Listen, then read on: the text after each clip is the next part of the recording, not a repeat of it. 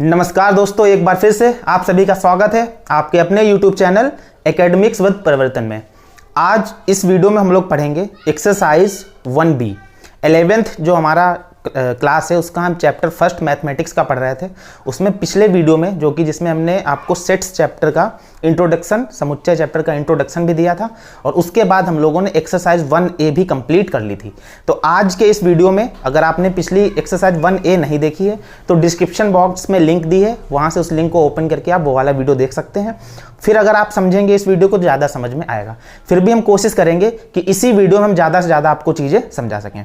अगर आप इस चैनल को फॉलो करेंगे या सब्सक्राइब करेंगे तो आने वाले समय में अगर आप 11th की तैयारी कर रहे हैं तो इस चैनल पे आपको 11th और 12th की मैथमेटिक्स के टॉपिक वाइज हर एक्सरसाइज करवाई जाएंगी, सारे क्वेश्चंस करवाए जाएंगे। तो आप यहाँ से नोट्स बना सकते हैं। यूट्यूब पे हम लोग बिल्कुल एक सिस्टमेटिक तरीके से सारी चीज़ें प्रोवाइड कराएंगे।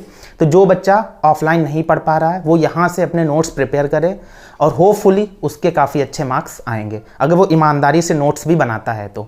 ठीक है, चलिए अब हम लोग एक्सरसाइज 1B में जो जो हमें टाइप पढ़ने हैं, जो भी इसकी इंपॉर्टेंट बातें वो पहले हम समझ लेते हैं, फिर एक्सरसाइज के एक एक करके क्वेश्चन हम लोग सॉल्व करेंगे। देखिए, सबसे पहले यहाँ पे हम लोग समझेंगे जो हमारा जो पहला टॉपिक है, पहले टॉपिक का नाम है समुच्चय। समुच्चय जिसको इंग्लिश में हम लोग बोलते हैं सेट। ठीक है, अब यहाँ पे समुच्चय में हम लोगों ने टाइप पढ़ लिए थे कि समुच्चय किस तरीके से हम दो प्रकार में लिखते हैं, जिसमें हमने आपको तालिकाविद और सेट बिल्डर फॉर्म यानी कि tabular form and set builder form के रूप में बताया था। कोई इसका एलिमेंट है तो कैसे हम उसके रिप्रेजेंट करेंगे। सेट को इंग्लिश लेटर्स के कैपिटल लेटर से रिप्रेजेंट किया जाता है, उसके एलिमेंट्स को स्मॉल लेटर से रिप्रेजेंट किया जाता है। सेट्स में क्या होता है कि जब एक तरीके से हम सेट्स तभी बोलेंगे कि कोई भी एक एलिमेंट्स का जो ग्रुप है वो सेट तब होगा जब वो सभी एलिमेंट्स वेल डिफाइन होंगे, डिस्टिंक्ट होंगे, यानी कि सुपरिभाषित और सुस्पष्ट होंगे। अब हम लोग समझते हैं उसी समुच्चय में एक आता है रिक्त समुच्चय। रिक्त समुच्चय, अब रिक्त समुच्चय को इंग्लिश में बोलते हैं नल सेट। नल सेट यानी कि ऐसा एक समुच्चय जो रिक्त हो, ऐसा एक समुच्चय जो रिक्त हो। तो इस तरीके का समुच्चय जिसमें कोई अवयव ना हो, जिसमें कोई भी अवयव ना हो, कोई भी अवयव ना हो, ये बात आप समझ गए होंगे। फॉर एग्जाम्पल, हमने एक सेट लिया, एक सेट ए माना और उस सेट को बस हमने ऐसे लिख दिया। सेट को हमेशा कर्ली ब्रैकेट के अंदर लिखते हैं, सेट के जो एलिमेंट्स होते हैं उसको कर्ली ब्रैकेट के अंदर रखते हैं और ये होती है इसकी टेबलर फॉर्म। तो ये सेट ए है, इस सेट के अंदर क्या कोई भी आपको अवयव या एलिमेंट दिखाई दे रहा है? तो आपको इस सेट के अंदर कोई भी अवयव या एलिमेंट नहीं दिखाई दे रहा होगा, तो इसको हम कौन सा सेट बोलेंगे? रिक्त समुच्चय या नल सेट। अब इसको दूसरे तरीके से और भी क्या रिप्रेजेंट करते हैं, या तो आप ये बना दो या सिर्फ और सिर्फ ये चिन्ह बना दो। अब इस सिंबल को क्या बोलते हैं? इस सिंबल को बोला जाता है फाई। इसको क्या बोला जाता है? फाई। तो जो रिक्त समुच्चय है, रिक्त समुच्चय को किससे हम रिप्रेजेंट करते हैं, ध्यान से समझ लेना। जो रिक्त समुच्चय है नल सेट, उसको हम लोग फाई से रिप्रेजेंट करते हैं या फिर इससे रिप्रेजेंट करते हैं। अब कई लोग क्या करते हैं जल्दबाजी में, जैसे ऐसे हमने लिख दिया सेट ए, तो ये सेट हो गया और इसके अंदर हमने लिख दिया फाई, तो इसको भी लोग बता देते हैं कि ये नल सेट है यानी कि रिक्त समुच्चय। ऐसा नहीं है। इसमें देखो सेट के अंदर कोई तो एक अवयव है, इस सेट के अंदर कोई एक अवयव है, तो फिर हम इसको रिक्त समुच्चय नहीं बोल सकते। रिक्त समुच्चय तभी बोलेंगे जब या तो ऐसे लिखा हो या फिर सिर्फ फाई हो, फाई के बाहर कर्ली ब्रैकेट्स नहीं लगे होने चाहिए। तो अगर ये सेट बोला जाए तो ये रिक्त समुच्चय नहीं है, ये ध्यान रखना, रिक्त समुच्चय नहीं है। ऐसा इसलिए है क्योंकि इस समुच्चय के अंदर, इसको समुच्चय, समुच्चय का चिन्ह, समुच्चय के अंदर एक एलिमेंट है, उस एलिमेंट का नाम क्या है? फाई। और सिर्फ अगर फाई हो तो क्या हो जाएगा? रिक्त समुच्चय। यानी कि अगर हम ये हटा दें इसके, तब ये क्या हो जाएगा? तब हम सेट ए को बोलेंगे रिक्त समुच्चय। लेकिन जब ये हम लगा देंगे ऐसे, तब ये रिक्त समुच्चय नहीं रह जाएगा। रिक्त समुच्चय सिर्फ ये है और ये। आई थिंक इतनी बात आप समझ गए होंगे। इसके बाद हम लोग नेक्स्ट टाइप समझते हैं एकल समुच्चय। एकल समुच्चय, अब एकल समुच्चय का मतलब क्या होता है? Singleton set. सिंगलटन सेट, ठीक है बात। एकल समुच्चय को बोलते हैं सिंगलटन सेट। अब सिंगलटन सेट भाई क्या होता है? सिंगल, जो लोग सिंगल हैं वो इस वाले सेट को आसानी से समझ जाएंगे। सिंगल सेट का मतलब होता है कि ऐसा एक सेट जिसके अंदर सिंगल एलिमेंट हो, सिर्फ और सिर्फ एक अवयव हो। जैसे ये जो एक सेट है यहाँ पे, ये रिक्त समुच्चय तो है नहीं, लेकिन ये एक सिंगलटन सेट है। समझ गया आप हमारी बात? अब हमने मान लीजिए एक सेट ए लिया, उसके अंदर हमने फाई लिख दिया, तो ये कैसा समुच्चय है? ये रिक्त समुच्चय है। या हमने एक कुछ और ले लिया, एक सेट लिया उसके अंदर 1 लिख दिया, तब भी ये कैसा सेट है, ये भी सिंगलटन सेट या एकल समुच्चय है। या हमने कुछ ऐसे लिख लिया, इसके अंदर 0 भी लिख दिया, तब भी ये कैसा होगा, सिंगलटन। इसको ये मत समझना कि सेट के अंदर 0 एलिमेंट, कोई एलिमेंट नहीं है, सेट के अंदर जो एलिमेंट है वो 0 है। समझ आ रही है हमारी बात? तो ये आपका कैसा हो जाएगा, सिंगलटन सेट। इसको भी रिक्त समुच्चय मत बताना कि सेट के अंदर कुछ है ही नहीं, 0 है। 0 ही खुद में एक अपने आप में एक अवयव है। तो ये एकल समुच्चय, ये भी एकल समुच्चय, ये भी एकल समुच्चय। समझ आ गई होगी, आई थिंक इतनी बात आपको समझ आ गई होगी। अब आप चाहो तो इसका स्क्रीनशॉट ले सकते हो और इसी के आगे हम आपको तुरंत समझाएंगे और भी टाइप के क्वेश्चंस। तो देखते हैं इसके आगे। आप लोग इतनी बातें तुरंत स्क्रीनशॉट लेके लिख लिया करो। देखिए अगर हम बहुत देर तक रुकेंगे तो वीडियो बहुत लंबा हो जाएगा और आपको उतना कंटेंट नहीं मिल पाएगा। ठीक है बात? तो अब समझते हैं हम लोग इसके आगे। हम लोगों ने 2 चीज़ें समझ ली, रिक्त समुच्चय यानी कि नल सेट, फिर उसके बाद हमने समझा एकल समुच्चय यानी कि सिंगलटन सेट। अब इसके बाद हम लोग देखेंगे समान समुच्चय। समान समुच्चय, समान समुच्चय का मतलब इक्वल सेट। इक्वल सेट, तो इक्वल सेट बहुत सिंपल सी बात है। इस एक्सरसाइज का सब कुछ बहुत आसान है, नाम से ही पता चल रहा है इक्वल, या यहाँ पे क्या लिखा है, समान। अब हमने आपको एक सेट दे दिया ए, एक सेट ए लिखा और इसके अंदर हमने एलिमेंट्स लिख दिए 1 2 3 4, ठीक है। और एक दूसरा हमने आपको सेट बी दे दिया और सेट बी के एलिमेंट्स लिख दिए हमने 4 3 1 2। अब अगर हमसे कोई पूछे क्या सेट ए और सेट बी समान समुच्चय हैं, क्या सेट ए और सेट बी समान समुच्चय या इक्वल सेट हैं, तो आप क्या बताओगे? देखो बहुत ध्यान से समझो। इसके अंदर जो एलिमेंट्स हैं वो 1 2 3 4 हैं, 1 2 3 4, और इसमें भी जो एलिमेंट हैं वो 1 2 3 4 ही हैं। यस और नो? बस उनका ऑर्डर चेंज है। यहाँ पे 1 2 3 4 हमने एक ऑर्डर में क्रम से लिख दिया है और यहाँ पे हमने कुछ भी लिख दिया, पहले 4 फिर 3 फिर 1 2, लेकिन एलिमेंट्स तो घूम घाम के उतने ही हैं। तो ये दोनों सेट अपने आप में कैसे हो जाएंगे, इक्वल सेट। और इक्वल सेट को ऐसे लिखा जाएगा A इक्वल टू बी। इसका मतलब है कि दोनों सेट जो A और B हैं ये कैसे हैं, ये इक्वल सेट हैं या ये दोनों समान समुच्चय हैं, समान समुच्चय हैं। इतनी बात आई थिंक आप समझ गए होंगे। दूसरा एक और एग्जांपल देख लेते हैं। अब की बार हमने मान लो एक सेट में आपको ऐसे एलिमेंट्स दे दिए,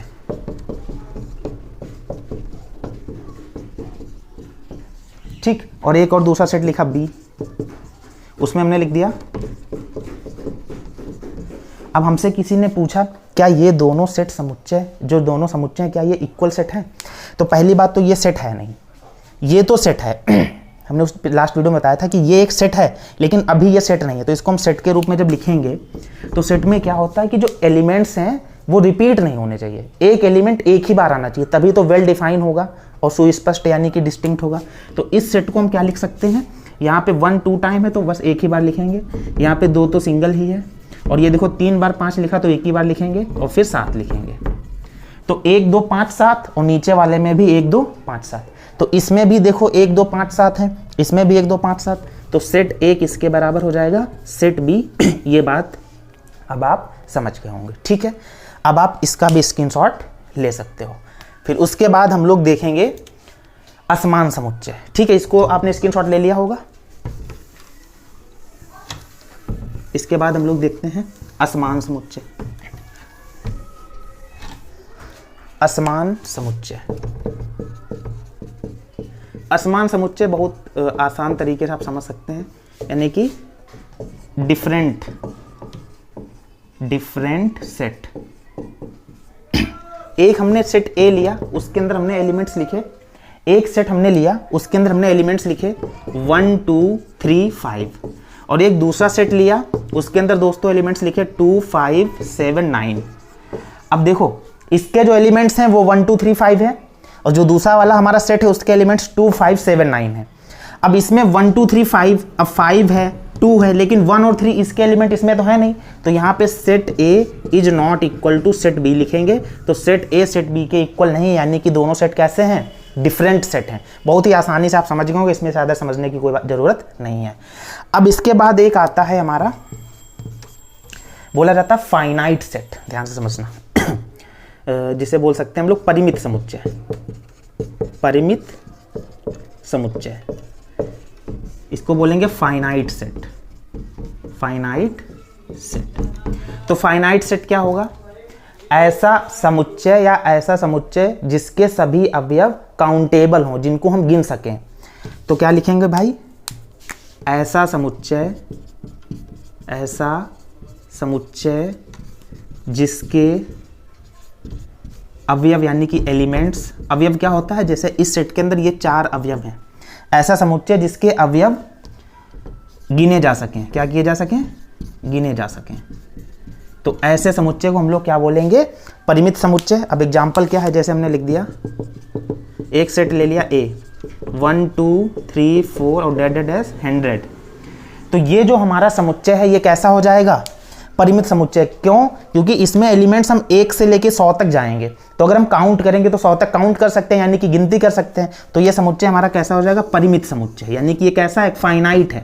इसमें जो नंबर ऑफ एलिमेंट्स हैं वो फाइनाइट एलिमेंट्स हैं, तो ये फाइनाइट सेट हो जाएगा। इसका जस्ट अपोजिट हो जाएगा अपरिमित समुच्चय। अब उसमें मान लो मैं एक चलिए आगे स्लाइड में बताएंगे, अब आप इसका स्क्रीनशॉट ले सकते हो। तो दोस्तों अभी आप लोगों ने देखा, हमने यहाँ पे परिमित समुच्चय तक बता दिया था। अब इसके बाद हम लोग देखेंगे अपरिमित समुच्चय क्या होता है, फिर उसके बाद एक्सरसाइज 1B हम लोग स्टार्ट करेंगे। अगर आपने इतने पॉइंट्स बहुत आसानी से और ध्यानपूर्वक समझे हैं तो एक्सरसाइज का हर एक क्वेश्चन आपसे हो जाएगा। हमसे करने से पहले आप क्वेश्चन सॉल्व कर लोगे, ठीक है? इस बात की गारंटी है। लेकिन ईमानदारी से हमारे इस चैनल को और हमारे वीडियो को ज़्यादा से ज़्यादा लोगों के पास शेयर करो और चैनल को सब्सक्राइब करो, तभी आपको ज़्यादा चीज़ें समझ आएंगी, ठीक है? देखते हैं इसके बाद अपरिमित समुच्चय। अपरिमित समुच्चय, अगर आपको बहुत ही प्यार से चीज़ें समझनी है तो थोड़ा सपोर्ट करना भाई जरूरी है। अपरिमित समुच्चय का मतलब हो जाएगा इनफाइनाइट सेट। Infinite set. तो जब 2 सेट्स या कोई भी एक सेट हो, सिंगल सेट हो, उसमें एलिमेंट्स का नंबर इनफाइनाइट हो, जिनको हम काउंट ना कर सके, ठीक है? अनकाउंटेबल नंबर्स हो। फॉर एग्जाम्पल 1 2 3 4 5 और डैश डैश ये लिख दिया। अब यहाँ पे 1 2 3 4 5 उसके आगे डैश डैश यानी कि पता नहीं कितने नंबर हैं। अब ये सभी तो नेचुरल नंबर्स हैं या पॉजिटिव इंटीजर्स हैं, और ये कहाँ पे खत्म होंगे पता ही नहीं, आगे तो इनफाइनाइट हो जाएंगे नंबर। तो ऐसा क्या है, दिए गए, इसमें क्या लिख सकते हैं, दिए गए समुच्चय के अवयव अपरिमित हैं। अपरिमित का मतलब जिनको हम गिन नहीं सकते, अपरिमित हैं। अतः यह समुच्चय कैसा हो जाएगा? अपरिमित समुच्चय होगा।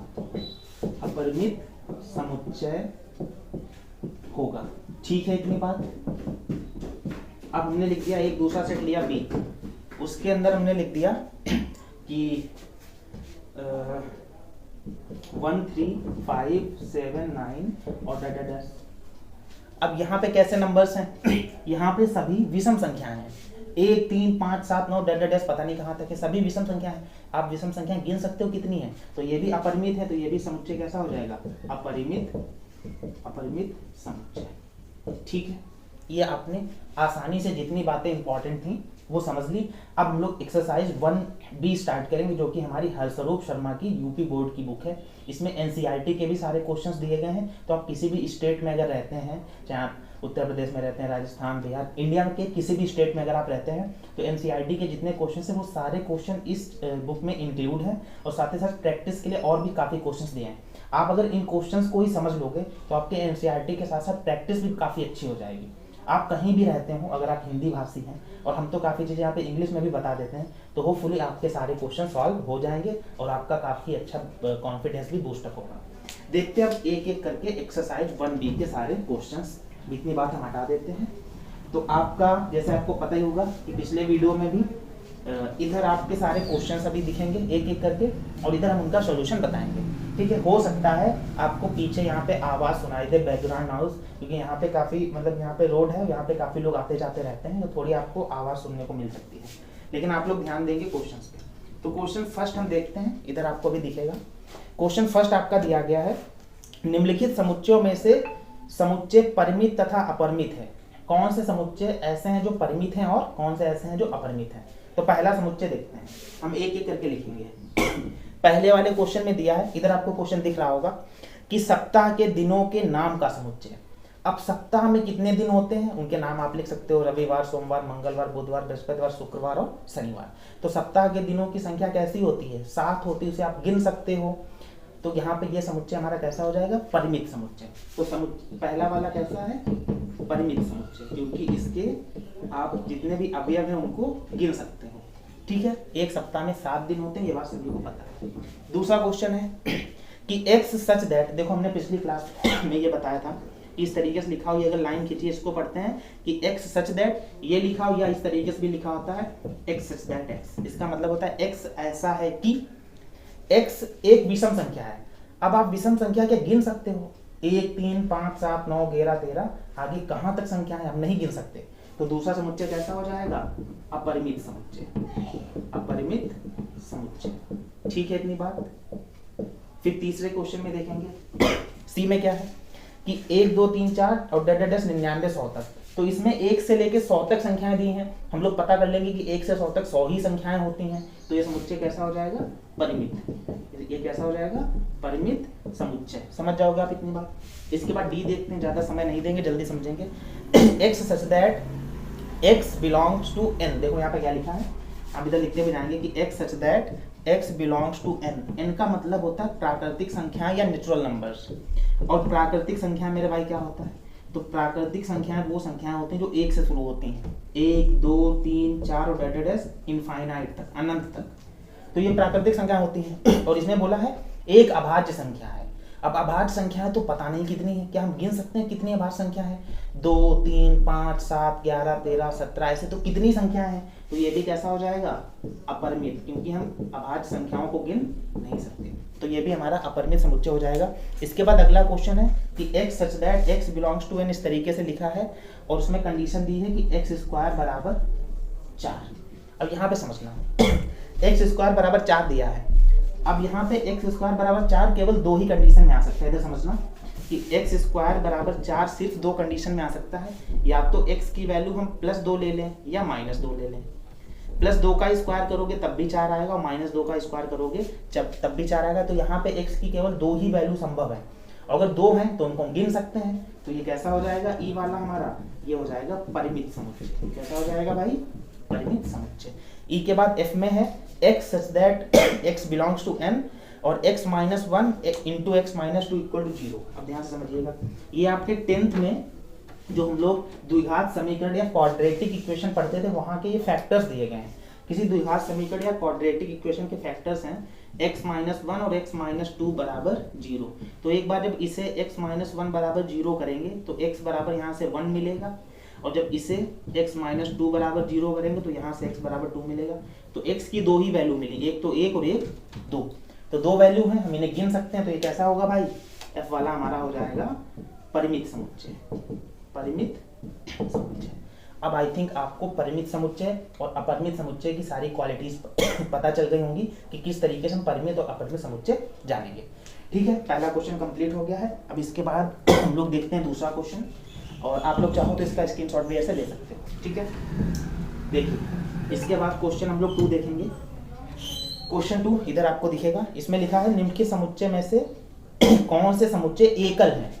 एकल समुच्चय का मतलब दूसरे क्वेश्चन में हमें बताना है कि कौन कौन से समुच्चय एकल समुच्चय हैं। एकल समुच्चय का मतलब ऐसे समुच्चय जिनमें सिर्फ और सिर्फ एक अवयव हो, ऐसा समुच्चय जिसमें एक अवयव हो। तो दूसरे का पहला क्वेश्चन क्या है भाई, पहले क्वेश्चन में है देखो सिर्फ और सिर्फ क्या लिखा है ऐसे लिखा 4, तो ये कैसा हो जाएगा भाई, समुच्चय के अंदर सिर्फ एक अवयव, तो कैसा हो जाएगा एकल। और आगे हम ऐसे ये लिख दिया करेंगे, इसका मतलब समुच्चय होगा। ठीक, तो ये एकल हो गया। बी देखते हैं, बी में लिखा है कि x सच दैट x एक समअभाज्य संख्या है। अभाज्य संख्या तो है लेकिन लिखा समअभाज्य संख्या, तो समअभाज्य संख्या सिर्फ और सिर्फ क्या होती है 2। समअभाज्य संख्या सिर्फ और सिर्फ 2 होती है, उसके बाद 3 5 7 ये जितनी भी अभाज्य संख्याएं होती है सब विषम होती हैं। तो ये भी एक तरीके से कैसा हमारा हो गया, एकल समुच्चय। सी देखिए, सी में दिया गया है कि x सच दैट x 9 से छोटा है और 7 से बड़ा और एक धन पूर्णांक है। अब भाई 7 से क्या होना चाहिए, बड़ा होना चाहिए, और 9 से क्या होना चाहिए, छोटा होना चाहिए।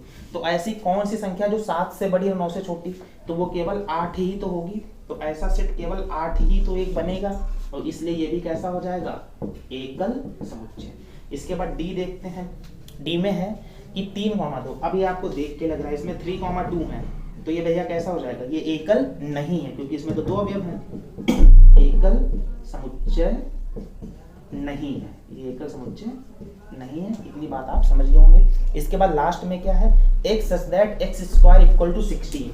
अब यहाँ पे x स्क्वायर की वैल्यू 16 दी गई है, ध्यान से समझना, x स्क्वायर बराबर 16। अब समझो, अगर x स्क्वायर 16 है तो x की वैल्यू हो जाएगी अंडर रूट में 16, और अंडर रूट में 16 अगर है तो इसकी वैल्यू 2 मिलेंगी, प्लस माइनस 4। 4 का स्क्वायर करने पर भी 16 आता है और माइनस 4 का स्क्वायर करने पर भी 16 आता है। तो x की तो हमें 2 वैल्यू मिल गई। तो ये जो समुच्चय ई वाला बनेगा इसमें 2 अवयव मिलेंगे, एक तो माइनस का 4 और दूसरा प्लस का 4। तो इसमें 2 अवयव हैं, तो ये भी एकल समुच्चय नहीं है। ठीक है, इतनी बात, आई थिंक इतनी बात आप समझ गए होंगे। अब इसका भी आप चाहो तो स्क्रीनशॉट ले सकते हैं। फिर हम लोग देखेंगे इसके बाद अपना तीसरा क्वेश्चन।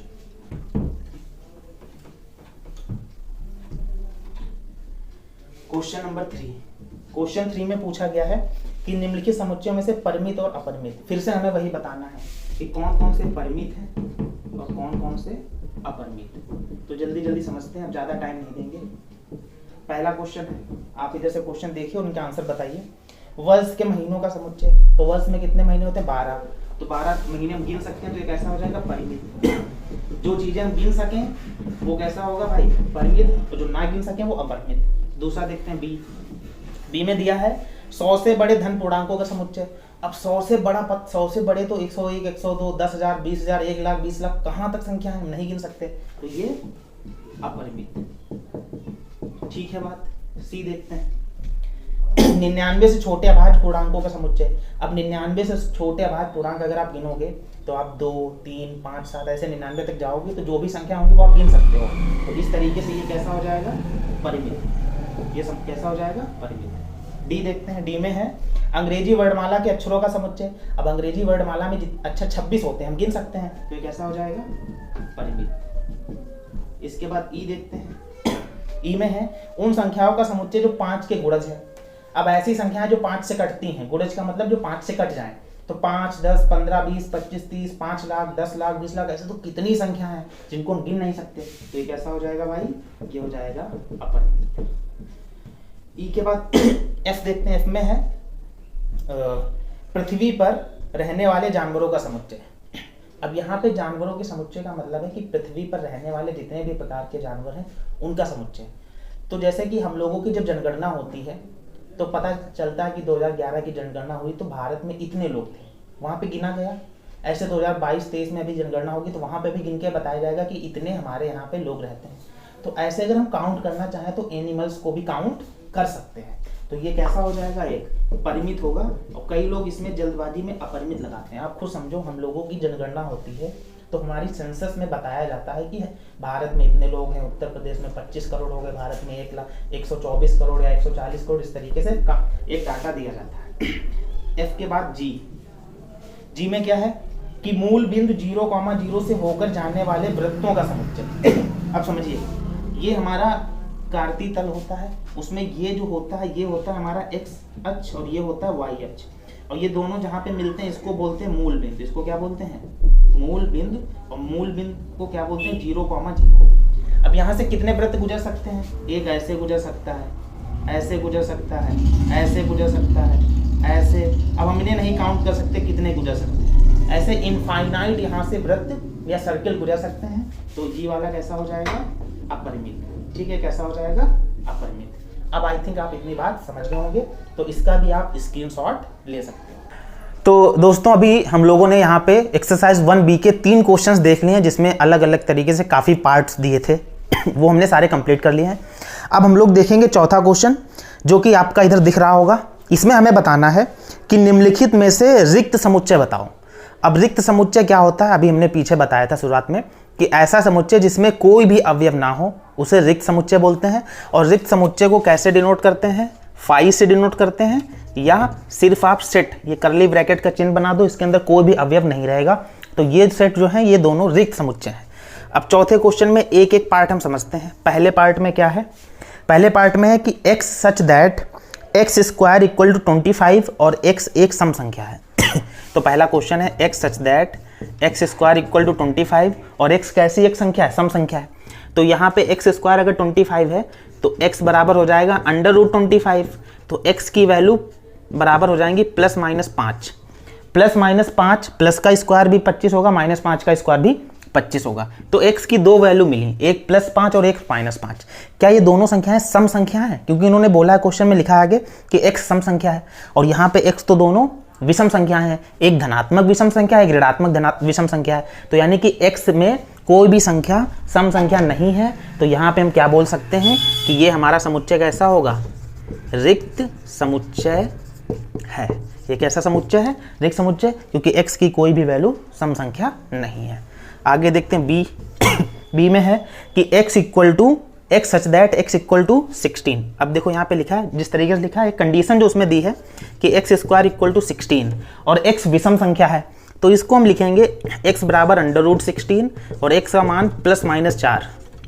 अगर आप +4 का स्क्वायर करोगे तो भी 16 आएगा और -4 का स्क्वायर भी 16 आएगा। अब ये दोनों संख्याएं कैसी हैं, सम है, एक धनात्मक सम संख्या और एक ऋणात्मक सम संख्या है। और इन्होंने क्वेश्चन में आगे लिखा है कि x विषम संख्या है, तो इसमें भी कोई विषम तो है नहीं, तो यानी कि इस सेट के अंदर कोई भी संख्या नहीं आएगी। तो ये भी कैसा हो जाएगा, रिक्त समुच्चय है। ये भी कैसा हो जाएगा, रिक्त समुच्चय हो जाएगा। सी क्वेश्चन है, सेट के अंदर 0 लिख दिया है, सेट के अंदर 0 लिख दिया है। अब सेट के अंदर 0 है तो सेट के अंदर कोई तो एक अवयव है। सेट के अंदर अगर भाई 0 है तो 0 भी तो अपने आप में एक अवयव है। तो ये कैसा हो जाएगा, रिक्त समुच्चय, रिक्त समुच्चय नहीं है। ये रिक्त समुच्चय नहीं होगा क्योंकि सेट के अंदर एक अवयव है, जो कौन सा अवयव है, 0 है, तो ये रिक्त समुच्चय नहीं होगा। इसके बाद अगला है डी वाला कि x such that x + 7 equal to 7। तो ये हम हटा देंगे, आप चाहो तो इसका स्क्रीनशॉट फटाफट ले लो। अब देख लेते हैं हम लोग क्वेश्चन सी और उसके बाद आगे वाले क्वेश्चंस। तो 4 का सी जो पार्ट है उसमें लिखा हुआ है, जो कंडीशन है वो देखो कि x + 7 इक्वल टू 7। अब यहाँ पे x की आगे कोई भी बात नहीं बताई गई कि ये सम है, विषम है, क्या है, कोई मतलब नहीं। तो +7 इधर जाएगा, -7 होके 0 आ जाएगा। तो यहाँ से x की वैल्यू हमें क्या मिलेगी, 0। तो सेट के अंदर क्या आ जाएगा, 0। भाई x की वैल्यू 0 है तो सेट के अंदर कौन सा अवयव होगा, 0। तो ये रिक्त समुच्चय नहीं होगा क्योंकि इसके अंदर एक अवयव है वो 0 है, रिक्त समुच्चय नहीं है। ठीक है, इतनी बात। इसके बाद सॉरी, ये यहाँ पे लिख लेना, ये डी था, ये क्वेश्चन नंबर डी था। इसके बाद ई हो जाएगा। ठीक है भाई, इतनी बात के लिए मैं क्षमा चाहता हूँ। अगला क्वेश्चन ई है कि x such that x Hindi वर्णमाला में छोटा आ से पहले का अक्षर। अब छोटा आ से पहले कोई अक्षर हिंदी वर्णमाला में होता ही नहीं है, क्योंकि हिंदी वर्णमाला की शुरुआत ही छोटा, बड़ा, छोटी, बड़ी इस तरीके से शुरुआत होती है। तो इस सेट के अंदर कोई अवयव नहीं आएगा। तो ये अवयव कैसा सेट होगा भाई, रिक्त समुच्चय होगा, यानी कि नल सेट होगा। एफ में देखते हैं, एफ में सेट के अंदर फाई लिख दिया है, सेट के अंदर फाई लिख दिया है। अब ये हमने बात आपको शुरुआत में भी बताई थी। अब सेट के अंदर फाई है तो फाई अपने आप में एक एलिमेंट है, एक अवयव है। तो सेट के अंदर एक अवयव है तो ये रिक्त समुच्चय नहीं हो सकता। ये रिक्त समुच्चय नहीं होगा, रिक्त समुच्चय नहीं है। और अगर सिर्फ केवल ये कर्ली ब्रैकेट्स बने होते, फाई नहीं होता, तो हम उसको रिक्त समुच्चय बोलते। या तो कर्ली ब्रैकेट्स हट जाते, सिर्फ फाई लिखा होता, तब भी रिक्त समुच्चय बोलते, क्योंकि हमने लिखा है या तो फाई हो या केवल कर्ली ब्रैकेट्स हो, तो ये रिक्त समुच्चय होगा। ये रिक्त समुच्चय नहीं है। एफ के बाद क्या इसमें कोई क्वेश्चन है, देखते हैं भाई। हाँ, एफ के बाद इसमें कोई क्वेश्चन है, तो हमारे 4 क्वेश्चन यहाँ पे खत्म हो जाते हैं। इसका स्क्रीनशॉट आप लेते रहो, साथ ही साथ में भी आप नोट्स बना सकते हो। ठीक है, इसके बाद क्वेश्चन नंबर 5 देखते हैं। देखो, अगर आप बेटा ध्यान से क्वेश्चंस देख रहे हैं और जितना हम आपको बता रहे हैं, अगर आप कंसेप्ट क्लियर कर रहे हैं, तो आपको लग रहा होगा कि सारे क्वेश्चन आपसे हो रहे हैं अपने आप, है ना। इसी तरीके से हम चैप्टर 1, चैप्टर 2, चैप्टर 3 और आगे जितने भी चैप्टर्स हैं उनको हम इसी तरीके से आपको समझाने की कोशिश करेंगे। तो आपसे बस इतना ही सपोर्ट चाहिए कि हमारे चैनल को आप ज़्यादा से ज़्यादा सब्सक्राइब करो और वीडियोज़ को अपने फ्रेंड्स के साथ शेयर करो। देखो, शेयरिंग इज़ केयरिंग। अगर आप शेयर करोगे तभी दूसरे भी आपकी केयर करेंगे। आपने किसी को एक वीडियो भेजा, अच्छा, उसको अच्छा लगा कि हमारे फ्रेंड ने वीडियो भेजा है, तो आगे कभी भविष्य में वो भी आपके लिए ऐसा कोई अच्छा वीडियो होगा तो भेजेगा, है ना। तो शेयरिंग ही केयरिंग है। आप शेयर करो तो आपकी कोई ना कोई केयर जरूर करेगा। इसके बाद देखते हैं भाई क्वेश्चन नंबर 5। क्वेश्चन 5 में है कि कौन से रिक्त समुच्चय के उदाहरण। फिर से वही बात, फिर से रिक्त समुच्चय बताना, यानी कि यही दोनों बातें। पहला क्वेश्चन है कि 2 से भाज्य विषम प्राकृतिक संख्याओं का समुच्चय है। अब 2 से जो भी संख्या भाज्य होंगी वो 2, 4, 6, 8, तो 2 से जो संख्याएं डिवाइड होती हैं वो विषम तो हो ही नहीं सकती, वो तो सम संख्याएं होती हैं। तो इसके अंदर कोई भी ऐसी संख्या नहीं आएगी जो 2 से विभाजित भी हो और विषम भी हो। जो 2 से जो भी संख्या विभाजित होगी वो सम संख्या होगी, तो इसमें कोई भी संख्या नहीं आएगी, यानी कि ये कैसा समुच्चय होगा, रिक्त समुच्चय हो जाएगा। ये 5वें में पहला पार्ट हमारा कैसा हो जाएगा, रिक्त समुच्चय। बी पार्ट देखते हैं, सम अभाज्य संख्याओं का समुच्चय। अब सम अभाज्य संख्या एक होती है, कौन सी संख्या होती है, वो 2 होती है, तो सेट के अंदर हम लिखेंगे 2। अब ये अभाज्य भी संख्या है और सम भी है। सम क्यों है, क्योंकि 2 से कट रही है, तो ये रिक्त समुच्चय नहीं है, ये रिक्त समुच्चय नहीं है। ठीक है, बाकी पहला वाला रिक्त समुच्चय था। सी क्वेश्चन देखते हैं भाई। सी में है कि x सच दैट x एक प्राकृतिक संख्या है, x 5 से छोटी है और 7 से बड़ी। अब ऐसी कौन सी संख्या पैदा हो गई जो 5 से तो छोटी है लेकिन 7 से बड़ी, ऐसी कोई भी संख्या संभव नहीं है। तो ये हमारा कैसा हो जाएगा, रिक्त समुच्चय। जब कुछ है ही नहीं तो रिक्त समुच्चय। डी में देखते हैं कि y सच दैट y किन्हीं भी 2 समांतर रेखाओं का उभयनिष्ठ बिंदु। अब भाई देखिए, अगर 2 समांतर रेखाएं हैं तो 2 समांतर रेखाएं या पैरेलल लाइंस कभी भी एक दूसरे को कट नहीं करती हैं, एक दूसरे को प्रतिच्छेद नहीं करती हैं। तो 2 समांतर रेखाएं जब एक दूसरे को प्रतिच्छेद नहीं करेंगी तो उभयनिष्ठ बिंदु हो ही नहीं सकता। यस और नो? भाई ट्रेन की पटरी है, अब वो दोनों पटरियां सीधे चली जाती हैं, क्या वो कभी एक दूसरे को कट करती हैं? नहीं कट करेंगी। तो इसी तरीके से जो समांतर रेखाएं होती वो कभी एक दूसरे को कट नहीं करती हैं, तो समांतर रेखाओं में कोई भी उभयनिष्ठ बिंदु नहीं होगा। तो जब कुछ भी नहीं है तो समुच्चय कैसा होगा, रिक्त समुच्चय। रिक्त समुच्चय है।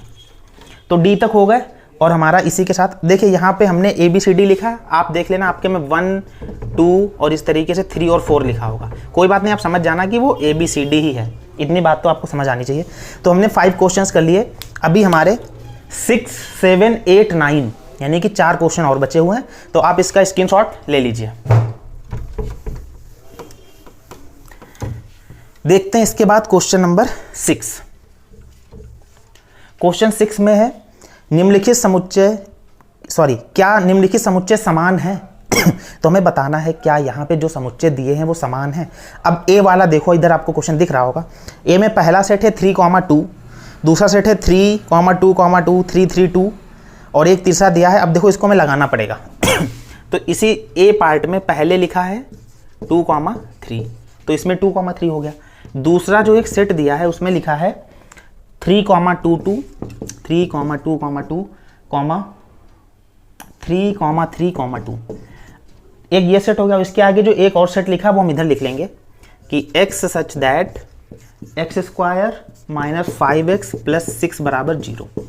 अब ये इस तरीके से हमें 1, 2, 3 सेट दिए गए हैं, तो इस सेट में तो 2 ही अवयव हैं, 2,3। लेकिन इस सेट में देखो, इस सेट में भी 2 ही अवयव हैं। हमने बताया था ये सेट नहीं है, ये अभी सेट नहीं बोला जाएगा, क्योंकि सेट में अवयव क्या होने चाहिए, रिपीट नहीं होने चाहिए। तो यहाँ पे 3, 3, 3 कई बार लिखा है और 2, 2, 2, इसके अलावा कोई दूसरा तो अवयव है नहीं, तो एक 2 है और एक 3। तो ये दोनों तो सेट अभी तक समान है भाई, इसमें भी 2 और 3 अवयव है, इसमें भी 2 और 3 अवयव है। अब ये जो एक सेट है इसमें x such that x² - 5x + 6 = 0। तो ये भाई जो है ये हमने 10th में पढ़ा है कि एक द्विघात समीकरण है। अब द्विघात समीकरण को कैसे हम लोग हल करेंगे, तो इसको हम लिखेंगे x² - 5x + 6 = 0। अब इसमें क्या होता है कि 6 के ऐसे गुणनखंड करने हैं जिनको जोड़ने पर 5 बने, तो 3 × 2 करने पर 6 आएगा, इनको जोड़ोगे तो 5 बन जाएगा, है ना। तो x² - 5 को हम लिखेंगे 3 + 2, बाहर x लगा देंगे, +6 = 0। x² माइनस अंदर जाएगा, दोनों के चिन्ह बदल जाएंगे, माइनस का 3x और माइनस का 2x और +6 = 0, ये हटा देंगे यहाँ से हम। इन दोनों में x कॉमन तो x - 3 बचेगा, इन दोनों में माइनस का 2 कॉमन तो x - 3 बचेगा बराबर 0। x - 3 दोनों जगह से कॉमन तो x - 2 बचेगा बराबर 0। तो एक बार इसको जब हम 0 करेंगे तो यहाँ से x हमें कितना मिलेगा, 3 मिलेगा, और यहाँ से x हमें कितना मिलेगा, 2 मिलेगा। तो इससे जो सेट बनेगा उस सेट में भी तो 2 और 3 ही केवल अवयव आए हैं, तो 2 और 3, 2, 3, 2, 3 तीनों जगह बराबर हैं। तो ये समुच्चय ए में जितने भी सेट दिए हैं, क्वेश्चन ए में जितने भी सेट दिए गए हैं, सभी कैसे सेट हैं, समान समुच्चय हैं। क्योंकि यहाँ भी देखिए 2 और 3, यहाँ भी 2 और 3 और यहाँ भी 2 और 3, तो ये हमारा पूरा क्वेश्चन हो गया। अब आप इसका स्क्रीनशॉट तुरंत ले लीजिए। देखते हैं इसके बाद बी क्वेश्चन। और बी क्वेश्चन भाई पढ़िए आप क्या लिखा हुआ है। बी क्वेश्चन में है कि 2,6,7 और 7,2,6। तो इस तरीके से जो हमें क्वेश्चंस दिए गए हैं इनको हम लोग देखेंगे। जो बी पार्ट है 2,6,7 और दूसरा इसी के सामने लिखा है 7,2,6। 7,2,6। अब आप इन क्वेश्चंस को देखिए, इसमें भी 267, इसमें भी 267, तो दोनों में समान अवयव हैं। तो ये कैसे होंगे? समान समुच्चय। समान समुच्चय है। फिर सी पार्ट देखते हैं। सी में है कि x सच दैट, नहीं अच्छा ए बी सी वाला है, वो डी पार्ट में है। यहाँ पे हमें दिया है a, b, c। एक दूसरा सेट दिया है a, b, c, a। और एक और इसके आगे लिखा है a, c, b, a, b। a, c, b, a, b। और एक और हमें दिया है set a, c, b, c। a, c, b और c। तो इनको हम जब सही सेट के तौर पे लिखेंगे तो देखो ये वाला हमारा क्या बनेगा सॉल्यूशन में a, b, c। इसमें क्या है भाई a, b, c। इसमें भी देखो a, b, c। a तो 2 बार रिपीट हो रहा है, तो रिपीट वाले को एक ही बार लिखा जाता है। तो ये भी a, b, c। इस वाले में देखो a, b और c वही रिपीट हो रहे हैं। तो a, b, c। और इसमें भी a, b और c वही रिपीट हो रहे हैं। तो तीनों में अगर आप देखोगे तो a, b, c, a, b, c, a, b, c और a, b, c हैं।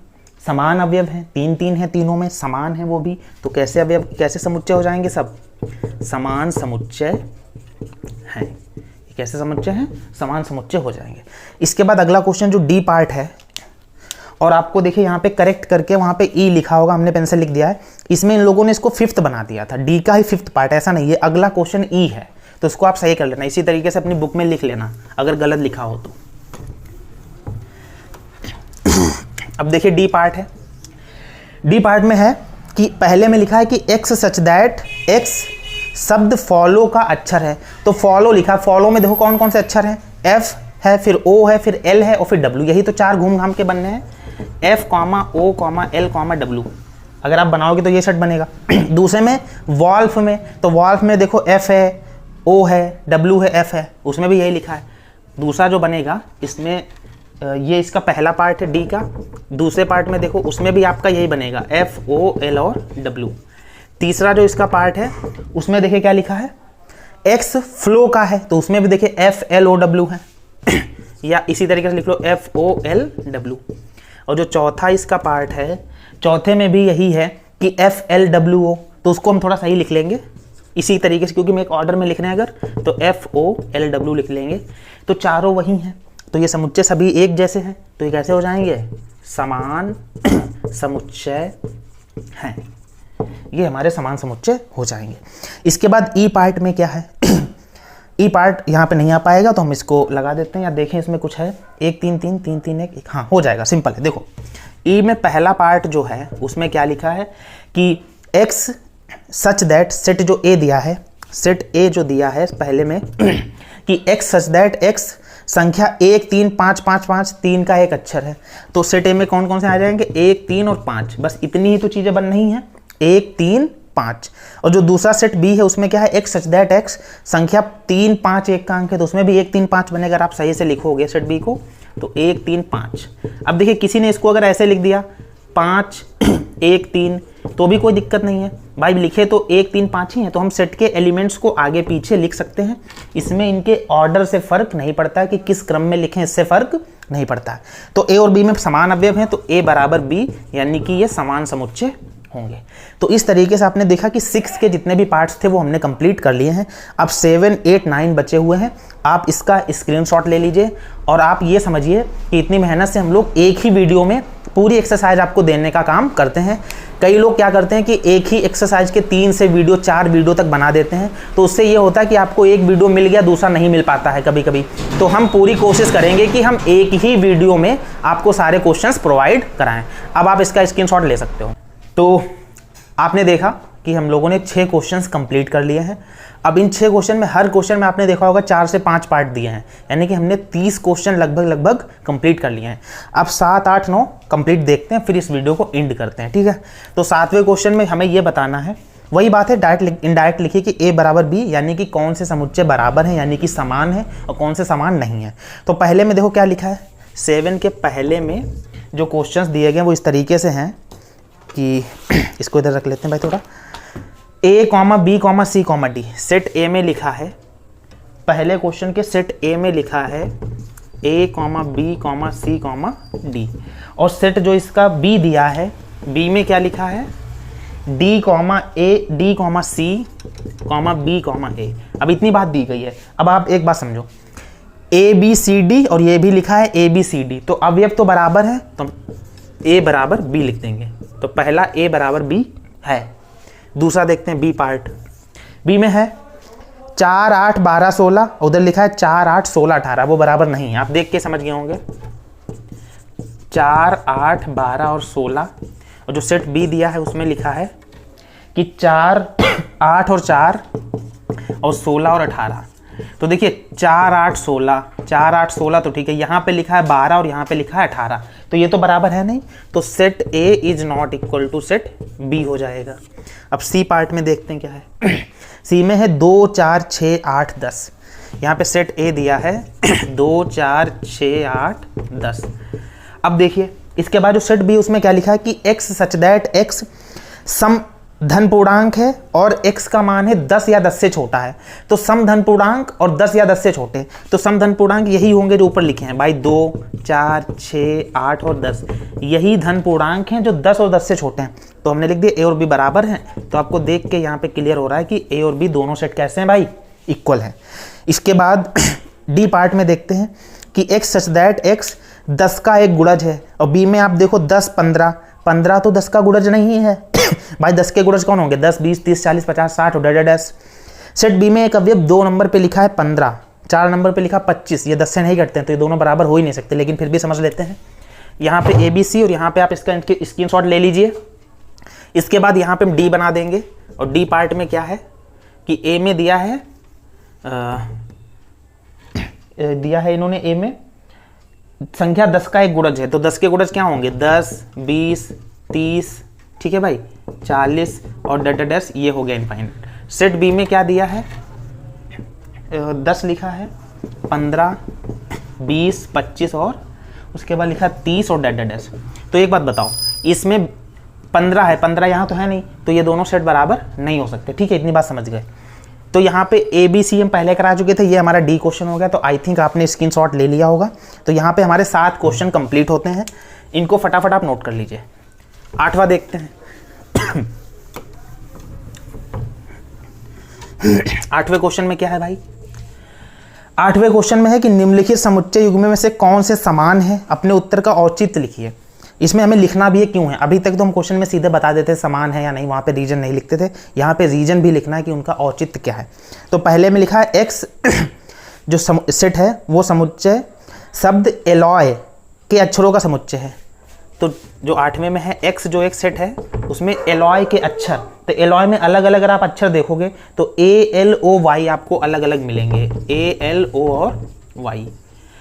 उसके बाद जो सेट एक इसके आगे बी लिखा है, सेट बी है, उसमें क्या है, शब्द लॉयल के अक्षर, तो लॉयल में भी देखो अगर आपको तो ए एल ओ वाई मिलेगा, या एक तरीके से लिखोगे तो एल ओ वाई और ए मिलेगा, एल ओ वाई ए, लास्ट में एल लिखा वो तो एल हो ही गया। तो यहाँ भी देखो एल ओ वाई ए और यहाँ भी एल ओ वाई ए, समान अवयव है, तो हम लिखेंगे चूंकि ए कॉमा बी दोनों अवयव में, दोनों समुच्चयों में, ये औचित्य लिख रहे हैं, दोनों समुच्चयों में A comma L comma O comma Y ही अवयव दिए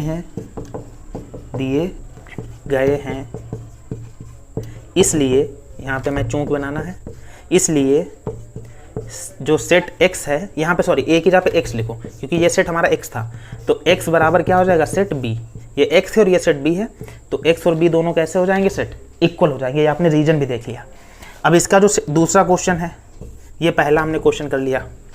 दूसरे में है कि x जो सेट A है वो n such that n belongs to z तथा n स्क्वायर लेस देन 4 और b इस तरीके से। अब देखिए यहाँ पे यहाँ पे नहीं आ पाएगा, तो इसका फटाफट स्क्रीनशॉट ले लीजिए और आगे हम क्वेश्चन देखते हैं।